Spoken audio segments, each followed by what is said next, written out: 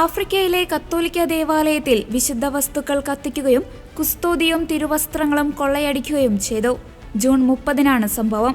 മോഷ്ടാക്കൾ ദേവാലയത്തിൽ അതിക്രമിച്ചു കയറുകയും തിരുവസ്ത്രങ്ങൾ, കുരിശുകൾ, അൾത്താര തുണി, ഡ്രമ്മുകൾ, മൈക്രോഫോണുകൾ, പ്രാർത്ഥനാ പുസ്തകങ്ങൾ എന്നിവ കവർച്ച ചെയ്തതായി അതിരൂപത വികാരി ജനറൽ ഫാദർ ഇമ്മാനുവേൽ മുമ്പ അറിയിച്ചു. ദേവാലയത്തിലുണ്ടായിരുന്ന പരിശുദ്ധ കന്യകാമറിയത്തിന്റെ രൂപം അടിച്ചു തകർക്കുകയും വിശുദ്ധ വസ്തുക്കൾ മോഷ്ടാക്കൾ കത്തിക്കുകയും ചെയ്തു. സക്രാരിയിലുണ്ടായിരുന്ന കുസ്തോദി തുറന്ന് വിശുദ്ധ കുർബാന വലിച്ചെറിയുകയും ചെയ്തു. വിശുദ്ധ കുർബാനയ്ക്ക് ഉപയോഗിക്കുന്ന സകല വസ്തുക്കളും കവർച്ച ചെയ്തതിനെ തുടർന്ന് ദേവാലയം അടച്ചിട്ടതായി വികാരി ജനറൽ അറിയിച്ചു.